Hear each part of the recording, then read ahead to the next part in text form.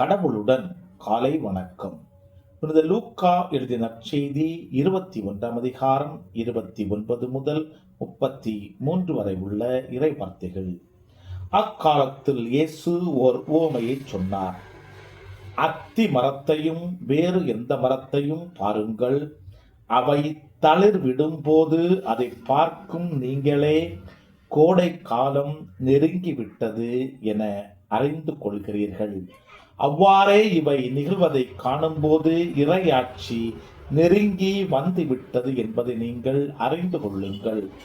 அனைத்தும் நிகழும் வரை இத்தலைமுறை ஒளிந்து போகாது என நான் உறுதியாக உங்களுக்கு சொல்லுகிறேன். விண்ணும் மண்ணும் ஒளிந்து போகும், ஆனால் என் வார்த்தைகள் ஒளியவே மாட்டா. கிறிஸ்துவின் நற்செய்தி.